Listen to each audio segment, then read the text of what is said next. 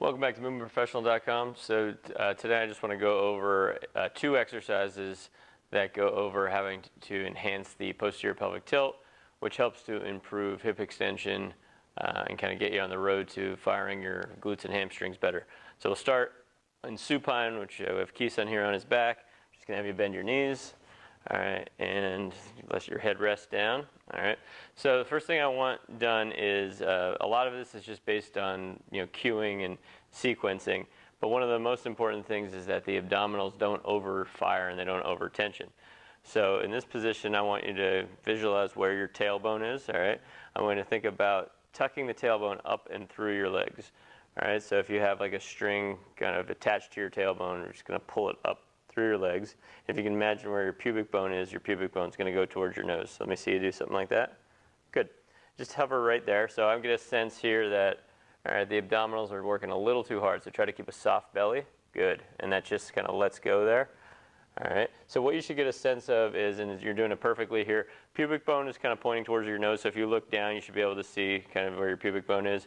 And you can get a sense that your sacrum and your tailbone are hovering. So they're not on the ground, but your lower back is still on the ground, and your upper back is still on the ground. All right, so now you know you're in this, what's called a posterior pelvic tilt. So you've increased hip extension. All right, so relative, go ahead back down to the ground. Relative to this position at neutral, when he tucks his tailbone under and gets the sacrum to come off the ground, he's flexing the lumbar spine, but actually extending the hips. All right, so at this point, I want you to press down through your heels and maybe drag the heels like towards your butt. All right, and you should get a sense that your hamstrings turn on as well as your buttocks. All right, so soft belly, so keep that soft.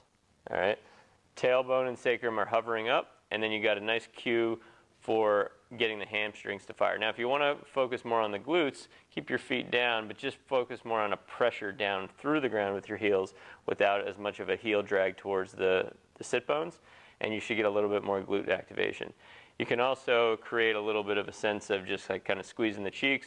If you want to like press into my fist here, all right, and then see if you can squeeze your cheeks a little bit more, and you'll get a little bit more pelvic floor activity. You get a sense of that? All right, so there's a lot of things you can do for muscle activation. We can tap, we can feel. There's going to be a combination always of hamstring and glute, but the different cues in this position will tell you which one you want to kind of fire more and bias one more or the other. Come on down from there.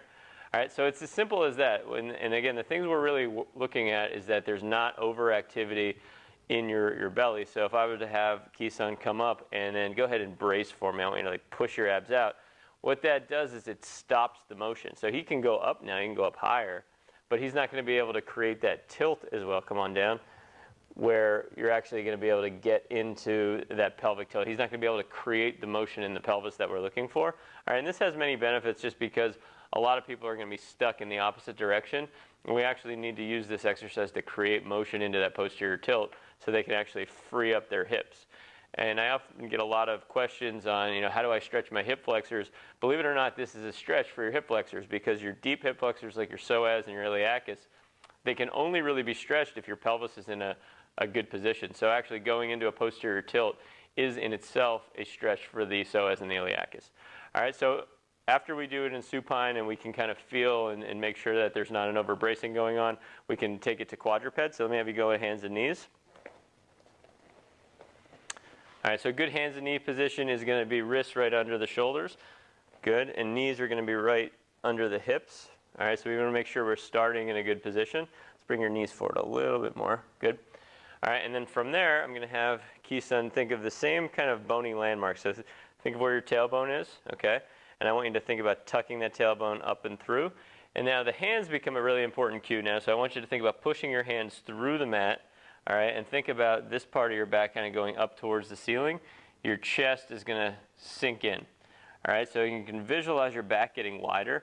Feel where my hands are? That's your shoulder blades. Think of them getting farther away from each other, right, as you come up here.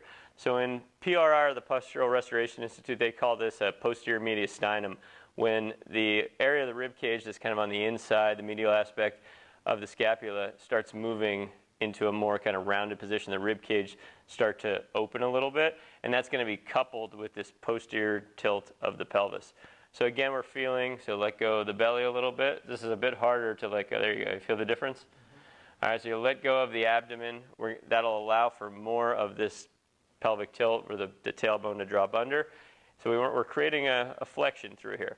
All right, let's come back to more neutral and just flatten out. So this time as you do that, go ahead and tuck the tailbone under. I want to see as you get to your peak height, see if you can feel where your tailbone is and squeeze your cheeks a little bit and see if you can turn the glutes on there. Again, this is you're in a hip flexed position, but when we move into that posterior tilt, we're moving more into extension. So we should be able to turn the glutes on if we're actually getting that idea of hip extension. All right, so push through the hands. Feel the glutes turn on a little bit. And then come back, flatten out. And we're going to repeat that again. Soften the belly, soften. There we go. And then tilt. Good. Feel the glutes turn on. Push through your hands. Feel the back widen and then the rib cage come up into flexion. Good. And we come out of that. All right, so again, the key is, and if you're working with someone, you have to palpate a little bit. You got to feel and make sure that the abdominals aren't tensing. And the idea is to hold those positions for a little bit, just because the initiation of the movement is going to always be the point where there's the most over facilitation of the muscles, the most overactivation of the muscles. So once we get people in that position for a little bit, they'll be able to feel things relax, and they'll be able to get the contrast of what it's like to have too much activation and then actually to be able to let things go, and you're able to create more motion in that direction. All right, so those are 2 exercises to enhance the posterior tilt and really to start the process of improving hip extension. If you have any questions, go to movementprofessional.com. I'll see you next time. Thanks.